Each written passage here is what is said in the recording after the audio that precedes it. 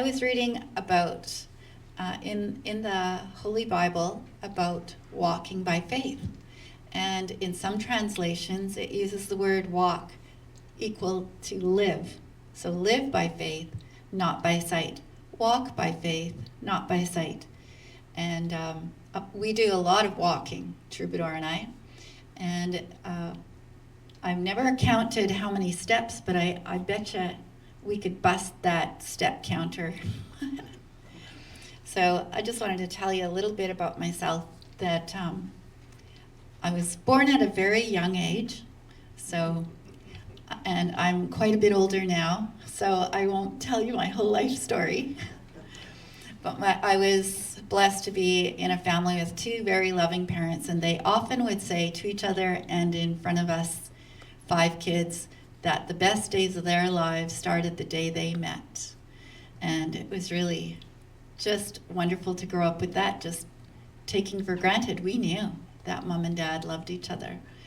And she treated him like a king, he treated her like a queen, and they'd often refer to us as the princes and princesses.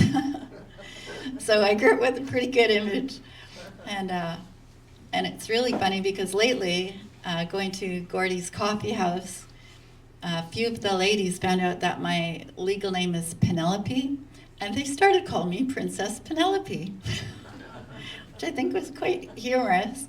But then, bringing me back to earth, just like, aren't we though? Like, if we are a child of God, He is the King of the universe, and that makes us all royalty. There's actually 8 Bible verses here that I just couldn't eliminate any of them. So there you go. And you need a mic. For it is you who light my lamp. The Lord my God lightens my darkness. That's Psalm 18, verse 28. But if you walk in the light, as He is in the light, we have fellowship with one another.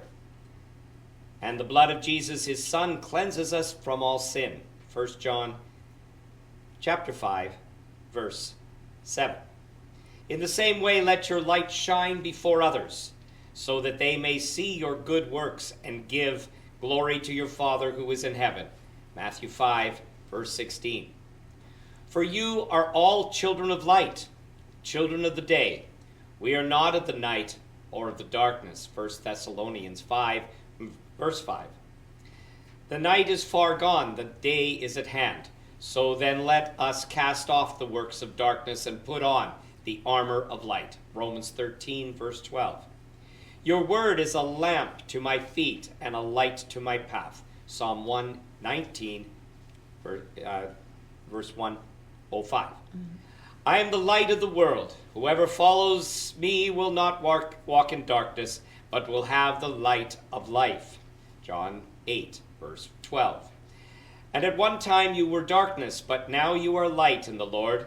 Walk as children of light, for the fruit of light is found in all that is good and right and true. Ephesians 5, verses 8 and 9. Mm-hmm. Aren't those great? And I just learned recently that each of us, I don't know why I didn't know this before, but each of us, if there is life, like in an animal or a human being, that we have a light, an infrared light that can be seen by using special glasses. So it just made me think about, wow, all these verses about light, walking in the light. We are walking lights. And if Jesus is in us with His light, the light of the world, will shine even brighter. And darkness can't be in the same place. And darkness means a lot to me because I lost my vision, started losing it quite young. When I was 5 years old, I think that was the last I remember of being able to see the stars in the sky. And the nighttime and darkness always scared me. And I remember one morning, my mom she liked to listen to Back to the Bible broadcast on the radio every morning. And I must have only been 4 or 5 at the time because I remember it was sunny, it was summer, and the preacher is wrapping it up and he's saying, if you were to die tonight, Do you know where your soul would go? Would you go to the pits of hell and burn forever? Or would you go into heaven, into the arms of Jesus, and be there in love and joy forever? Where would you go if you were to die tonight? So a little 5-year-old, I'm going, I don't know. Mommy, where am I going to go? I don't know. And she's so gently, I remember her smiling and going like, why is she smiling? I don't know. And she just showed me how to pray and just said, just ask Jesus to be in your heart. And meanwhile, I'm going like,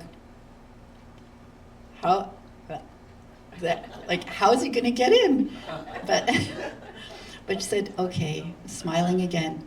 It just means that he will be with you always, and you don't have to be afraid of anything. And that gave me great comfort. And I can honestly say that though there have been times that I did get afraid because it was dark, but then I would remember, oh wait, I'm not alone. And then the fear, just like that, it would vanish. And I go, so what if there's other noises? So I remember one funny experience that I had to run from I should have walked from one building to the next, and they were about maybe 100 feet apart in our work that we were doing. We had a mini golf ice cream shop in White Bear, Saskatchewan for many years. And so at night, we would all gather back in the other building where we would have our night snack and then go to bed. Anyways, I thought I heard someone following me. So I walked faster and I could hear, it was gravel. And I started to run. I could see the lights where I'm going. I started to run and I heard whoever it was even faster. I could hear the stones flying. Well, when I got to the door, it was my own feet that were making the stones fly. There was no one following me. No one was chasing me, but I was running afraid in the dark. And I always wanted to remember that so that I go, what is fear anyways? And where does it come from? And are we generating it? It's not even anything. So, and another time I remember, as I was getting older, the church we went to, and I've been in church since before I was born. Well, it was a smaller church, but I was one of the only ones taking piano lessons. So I was appointed to be the piano player for the church for all the activities. But the thing is, and I still don't understand to this day why someone didn't just give me a ride home, but I always had to wait for my dad to come and get me. So I would be all alone, the last person in church, and all the lights were out, except for the one on the piano. So that all I had to do was turn that off and scamper down a few steps and get outside, and the door would lock automatically behind me. Well, fear started to creep in because you're in a big building, lots of noises in the dark, even more in the dark. And this would be like night after night, because I would be there Monday night for trio practice, Tuesday night for quartet practice, Wednesday night for children's club, Thursday for choir practice, Friday for youth, and then Saturday was probably a day off, and then Sunday morning and Sunday night. So I was there a lot. I did know that building well, but still, on those nights I was waiting for my dad to come. I was getting more and more to the point of terrified. And one night I just moved over to the platform where there's a big cross on the back, and I started to yell at God, say, this isn't fair. A 13-year-old girl shouldn't have to wait in a big, scary church like this. And you promised to be with me, and you're not. And your cross is there, but I don't feel anybody close by that could save me. Probably someone's going to break in right now and kill me. 13 years old. Well, suddenly, and I can't explain it, but I just felt a warmth come over me, and I was crying. I fell to the ground, and I started to feel peace, not fear. And I can tell you that pinpoints the last time that I was that afraid. And I never want to forget that. So let's see, I'm just going to look here. Oh yes, about how Troubadour came into my life, because we're talking about walking. Well, as the years went by, that I used to love to drive, but of course you can't do that when you're legally blind. And even that, when the optometrist told me that I was legally blind, you should not be driving, and I had driven to my appointment. And he said, "Did you drive here?" Maybe. And then he said, "Well, you should not be driving home. Get someone to pick you up." Well, that just wasn't practical. I was a very careful driver. And after all, I had my children who had 20/20 to help me watch the road. Isn't that responsible? But, I thank God we never had an accident. And my children are very good drivers. Anyways, I did give up driving because I started to know for myself it was becoming a very tense experience, and you don't want to regret something that cannot be reversed. So years went by, and my husband and I had 6 children, and they were all growing up, and eventually I think my husband got jealous of all the adventures his children are having, and he wanted to go, but not with me, because I was slowing down because of my vision holding me back. And I would just say, I heard one counselor say, sometimes relationships expire. They go as far as they can. And, we never fought, but he wanted to go, and we weren't going to fight. And I said, well, go then. If that's your reason to go, then it's no point. So it was still sad and disappointing, but we're still friends today. We still have 6 children plus their partners plus 7 grandchildren. So we get to enjoy that.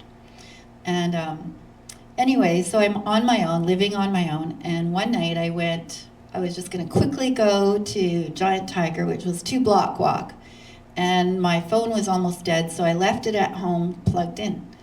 Well, I'm crossing the pedestrian walk with my white cane, and boom, a car hits me. And apparently he was texting.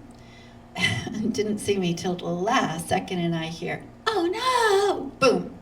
Well, I'm flying through the air. Apparently 15 feet is what I flew before I landed on the pavement on my right side. And everyone there tells me that they thought I was dead, but I wasn't. And all I can remember is, as I was flying, wondering, I wonder when I will land. And for some reason, I was remembering my chiropractor's words saying, because I was prone to falling, because not seeing lumps and bumps, cane can't catch everything. So he said, just if you feel yourself falling, chin to chest, and you'll never break your neck. So those words were going through my mind. Chin to chest, I wonder when I'll land. Chin to chest. And so I landed, and the only thing that had any kind of fracture was my left elbow. And did you know that point right there is called the humerus? Your funny bone. My funny bone got cracked. And when I was x-rayed, the doctor even said, the funny bone, the humerus. Not funny, but doesn't that crack you up? Anyways, So I'm recovering from that, and it was had quite a serious concussion from it. Would be the worst of my injuries. But physically, I'm pretty good, except I still have a limp on my right side. So if you see that, you know that it's not my age. It's not. Anyway, my children said, okay, that's it, Mom. You are not walking around town alone anymore. We have to get you a guide dog. It's time. So the process started, and it's 2 years of process. Let me tell you, if you know someone, they have invested in each of those dogs over $100,000 worth of training. They're the highest trained dog on the earth to take care, complete, safe care of a blind person. So they have very special traits, and if they don't have them all, they don't make it into guide dogs for the blind. They will have a job, but not for a blind person. So I don't know if you knew this, but I had learned in my training when I went down to receive him that a dog doesn't naturally look both ways.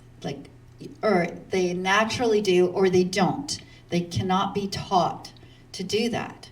So that shows that they have a natural inclination to be careful. And they don't climb over things, they rather walk around and find the smoothest, most open path. And what he'll do is he'll just very subtly slow down when he sees an obstacle or maybe a curb or whatever it is. And I am never, ever, ever jolted by him when we're walking downtown or in traffic or in an airport, that he's just so gentle. And as I hold on to the harness, which reads his shoulders, that it's very stable information that I'm getting. And everyone thinks, I know a lot of people say to me, oh, you don't look blind. Are you sure you need that dog? And I say, well, thank you. They have done an amazing job in training this dog that he makes us move so well that I appear to be sighted fully. I do have some sight, but it's very blurry. And if you all just sit still enough, I wouldn't even know you're there. But because of the light coming in, I can see a little bit of the light landing on you, but I wouldn't be able to recognize any faces. So what I personally love when people approach me is if they say, hi, it's Carla, or hi, it's Craig, or whatever. And because then I don't have to, my brain is working pretty hard, and some days I think it's a rather small, little, tiny brain. Or it's just really tired. But there's a lot of computing going on constantly that I don't even realize. It seems like I've really come to appreciate the way God has made us so intricately and delicately made. And just want to tell a couple little stories about Troubadour, that when I went to receive him, the girl who raised him was only 16 years old. He was her first dog to train for the blind. So for 1 year, first of all, the dog is selected from the litter, and then after 6 weeks, it goes to the person who will raise the dog till they're 12 months old. And every 3 months, the dog gets tested for their natural inclination and little skills to see if they can accomplish those. And things like just to come and to ignore a toy or a piece of food on the floor, or to wear the vest, do they like it or not? So, because if the dog doesn't like to wear that, they're off the list. And Troubadour is very vain. He loves it when I put clothes on him. And he immediately, you must take a photo. And after all, he was raised by a teenager, so. Yeah. And anyways, before I went as you can imagine, I was so curious. I wonder what kind of dog I'm going to get. Will it be a lab or a retriever? Because the guide Dogs for the Blind at that college, it was in the town Boring, Oregon, and it's not a boring place, but it was named after a family named Boring, close to Portland. And anyways, the girl who raised him gave me his baby photo album.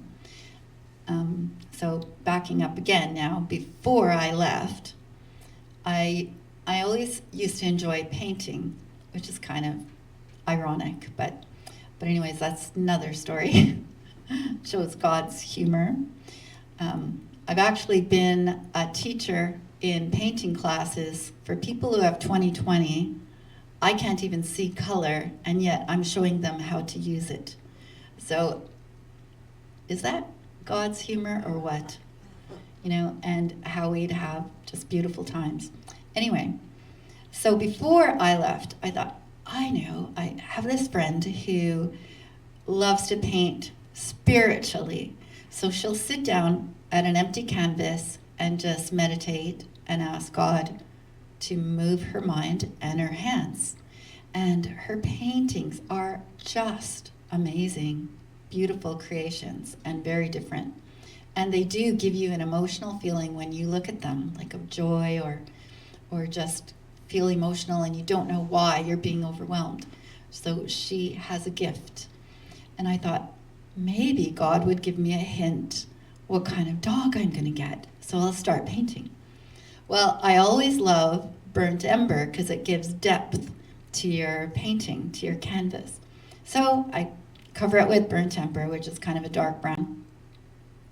And I start painting. I go, well, I have a lot of black clothes. I'm thinking practically here. I probably should get a black dog. So I start painting black. And pretty soon I'm going like, I can't see what I'm doing. What am I thinking? Black on dark brown. What's wrong with me? Did I forget that I can't see well? Yes.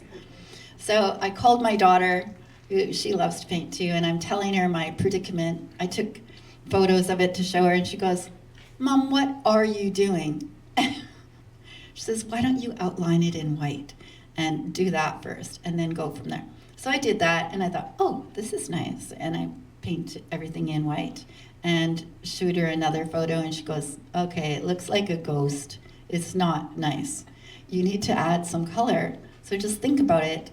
And then maybe you can go black over that if you really want the dog to be black again. And then it will give it some texture. So I go, oh, good thoughts, good thoughts. So I added some gold and orange and light brown, and especially on the ears, and left the chest white and made it more, like piled it on so that it looked a little bit ruffly. And just in the end, it looked like kind of a honey-colored dog. But it got a little bit chubby because I had to keep going over the black. And I showed it to my daughter, and she says, oh, that's very cute puppy. And I'm going, puppy? It's supposed to be an adult dog. Well, anyways, I left it as it was, left it at home. Should have brought it with me. But I get there, and looking at the photo album, there was my painting of chubby, white, honey-colored puppy. That's what Troubadour was, a very fat puppy with great big gold ears that went almost to the floor.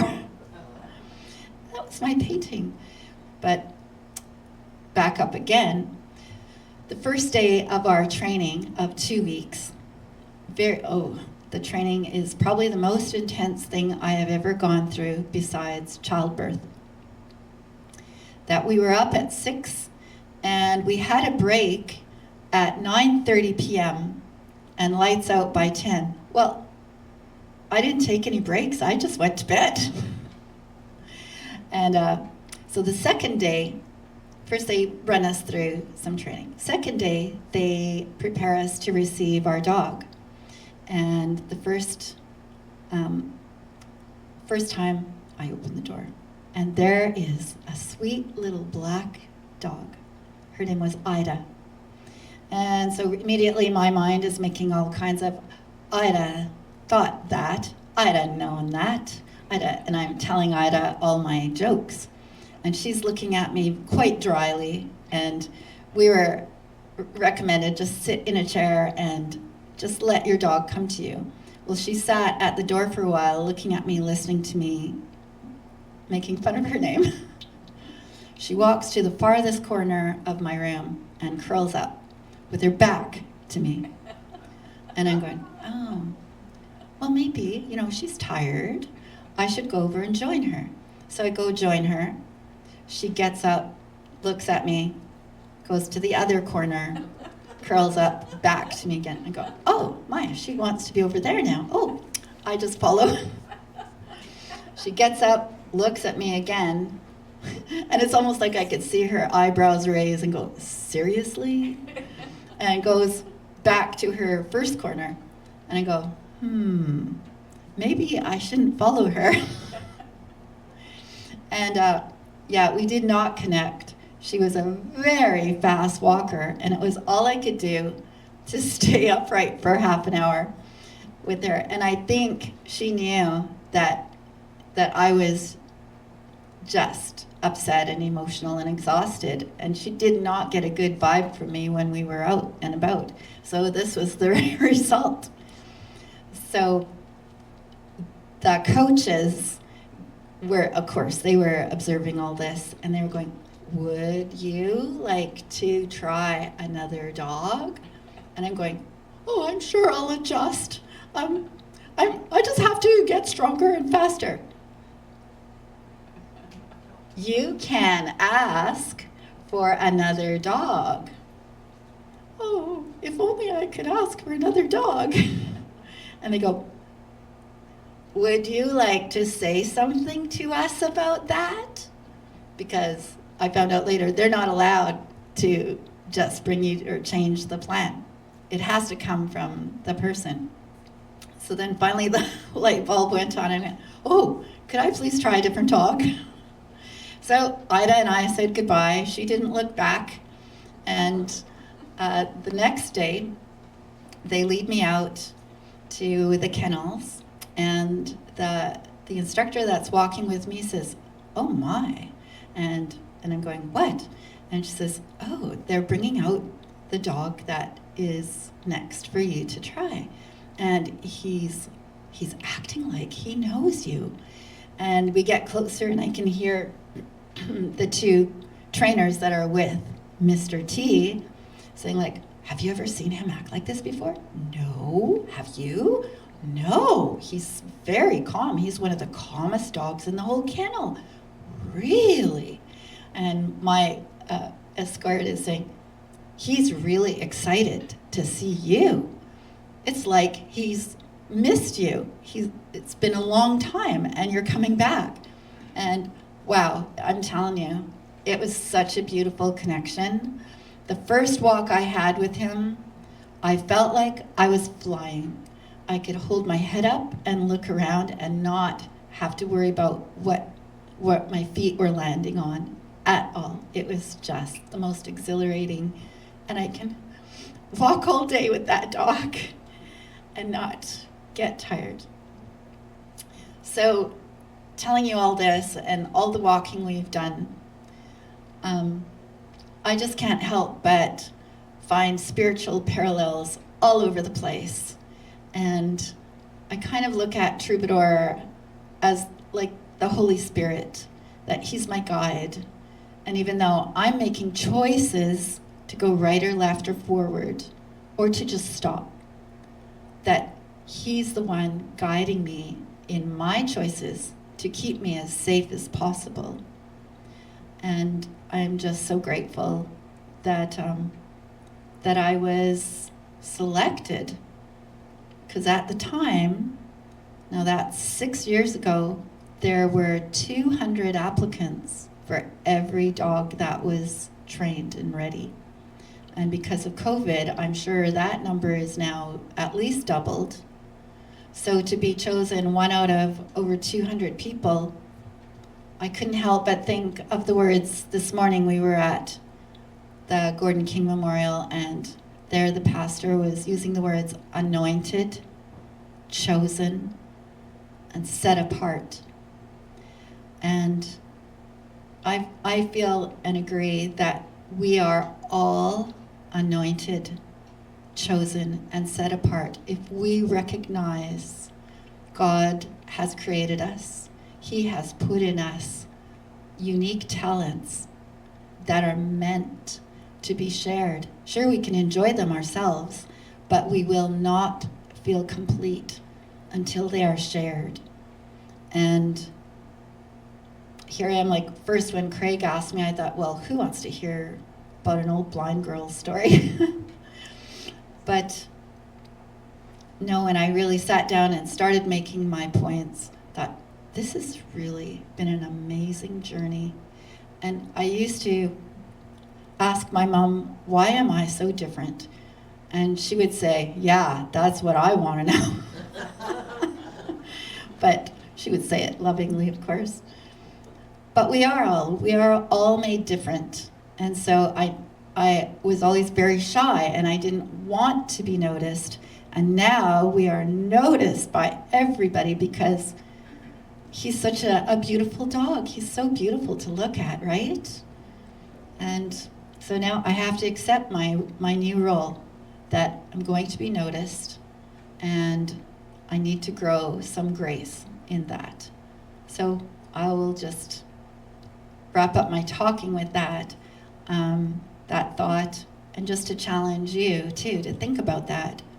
What is the reason God has set you apart and chosen you?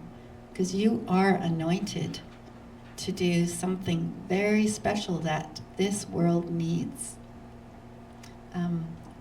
I heard a song on a movie that I watched one time. If you want to find it, I think it's called, it's either God, Where Are You? Or Where Are You, God? But a really great story. And at the end, this song was on, and it just moved my whole soul, heart, mind, and body.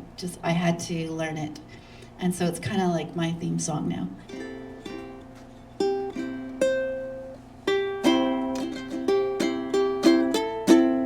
And it's called It's All Right.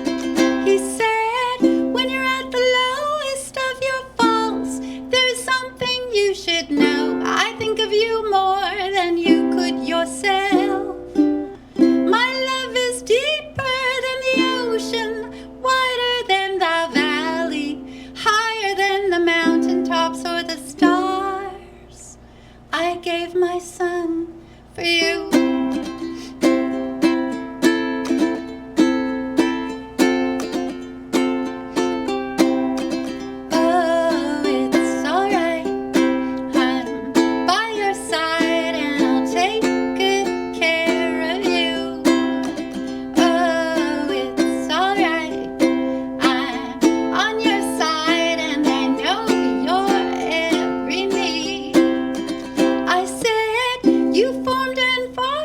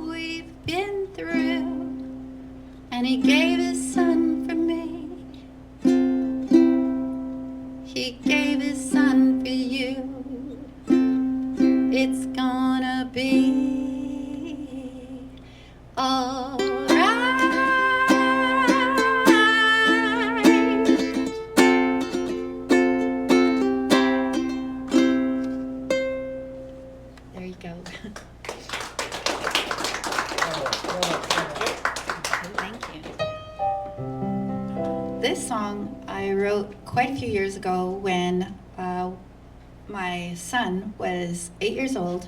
He was in hockey, and he was the little guy, and some of the big guys at that age, they're kind of bullish. And he was just kind of lying on the couch feeling blue, and I was trying to make him feel better, and he said, "Mom, stop talking to me. Go to the piano and sing me something." And I'm going, "What? Really? Stop talking?" I was trying to make him feel better, and then I thought, okay, my children hardly ever ask me to sing them a song, and we were always all singing, so there is no need to ask. And now he's requesting, and I sat down, I just prayed, "God, help me, help my son." And this song came out like in 5 minutes. It was all there. And it's about the promise that he is with us. It's called "I Will."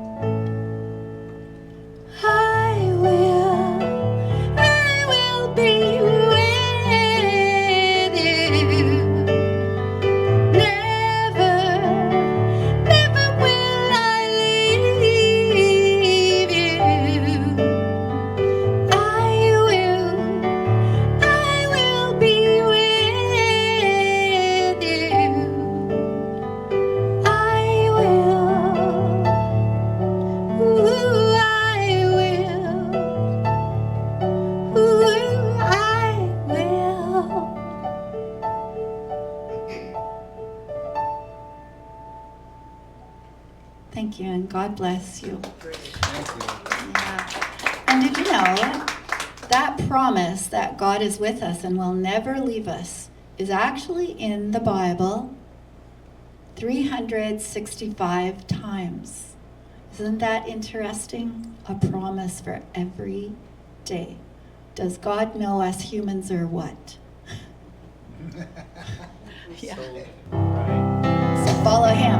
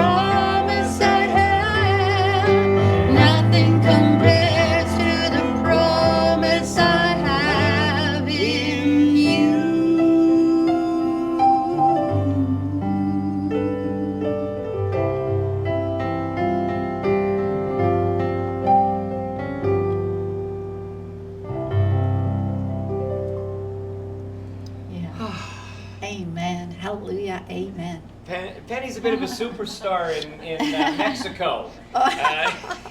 She's performed in many churches in Mexico. How many would you say? Oh, well, fundraisers for feeding programs is what it kind of turned into. Boy, I don't know. It's over 5 or 6 trips that I've gone there. But the most, if I could tell one tiny story, that was like serendipitous. Like, here's the definition of that. We were at a bed and breakfast, and we noticed people were leaving a little gift for the hosts when they would leave. So, I had my suitcase, like a bunch of CDs that I needed to get rid of because there were way too many. And I thought, perfect, we'll leave a CD. Well, the host saw this and go, is this you? Do you do this? Can you do this now?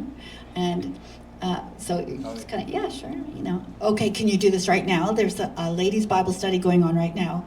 And anyway, so marches us over there, and I sang a few, and like my vision wasn't that good back then either. That was about 15 years ago. And I couldn't see that the audience, that they were all crying. And the fellow that was doing the sound, his name is Stephen West. He was a sound technician engineer with his own studio from Vancouver, and he'd retired in La Paz.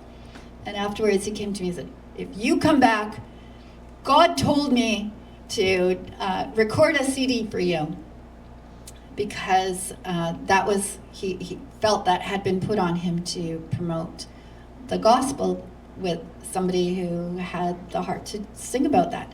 So, wow. So my husband and I looked at each other. We need to think about this? Yes. We'll be back. Well, and then what happened when we got back was, again, we were in a bed and breakfast, and there was a youth band, Christian band, coming from the mainland, and all of the churches in La Paz were hugely excited and been planning for a whole year to do this thing. And my host, Milton, he said to Ruben, who was his friend, who was the manager of the Eddie Woolsey band, that you need an opening act. That we heard that your opening act, fellow. I've got the one for you to do the opening act. And Ruben goes, no, Milton, we don't make last minute plans. We just don't have, the opening band. It's fine. And he was very dry about it, and they jabbered away in more Spanish. And then, but what I could hear him say in English, he always said in English, no, Milton, no new plans, no. And then Milton said, yeah, but they don't have to leave till after the concert. And I'm going, wait, when's the concert? And it was in the evening, but our flight was in the morning. So then I piped up, our flight leaves in the morning, actually. Sorry, we can't do it, Milton. And my husband piped up, we can change it. We'll change it. So anyways, it all got kind of, finally Ruben, first of all, Milton made him sit down and made me play a song for him. And Ruben, he's like this at first, and then he goes, do you have another, an otra? And so I play another song, otra. So I played another song. And meanwhile, they're talking behind me and said, okay, she could do one song, get 2 ready. Okay, we're changing our flight to get to stay in Mexico another day and a night. So we go, and Milton goes up on stage, and he's introducing me. I thought I was just gonna do like in church, they do little preludes. That's what I was picturing my role was. And anyways, Milton goes up ahead of me, and he introduces me to the audience as the famous Canadian piano songwriter, song singer, Penny. And let's give it up. It just like, what? And the place was packed. Like it sat 2,000, and there was standing room only. It was like, this is crazy. So, but the thing I like about the piano is you can just soak yourself in the piano. I didn't have to look up. So at that time, I had maybe 20 minutes worth of songs in my head, So I played one, and nothing's happening, and I hear this little voice behind the curtain, Ruben, going, "Una más." Okay, I'll do my second one.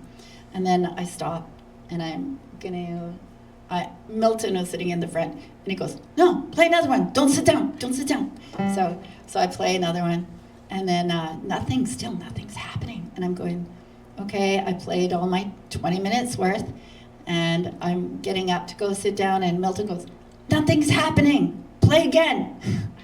So I obeyed Milton, and I do that again, and then I go, okay, still nothing's happening. So I'm thinking, these Spanish people are so polite, they're not going to tell me to leave the stage. I better just go. And so I go sit down with my husband and Milton goes, "What are you doing sitting down? Nothing's happening." And so I said, "Milton, I was supposed to do one. I've done 40 minutes. And he goes, "Well, nothing's happening." So he runs backstage, talks to Ruben, and he doesn't even come back to me. He goes on stage and he says, "Who would like to hear some more music from the famous Canadian, say, Penelope?" And so, and I'm going like, oh, I only know those same songs. And so he says, "Okay, we're gonna have to work to get her up here, everybody." So he's got all these 3,000 people going, "Penny, Penny, Penny." So what do? You go up, and I played my same 20 minutes of songs again. Finally, the curtains are opening and the band is ready. And first thing they said, like in Spanish, they're going, "Thank you for helping us. We had technical difficulties." And the famous Penny is here on her own goodwill, and just give it up. And that's what started it all. Anyways, yeah. So that's why I'm famous, because now I go down to Malacana, there she is! And get your camera! And so I had lots of, it was quite amazing. You never know what's going to happen. Let's thank Penny again for coming and sharing her talents with us and her story. Thank you so much. You're so beautiful.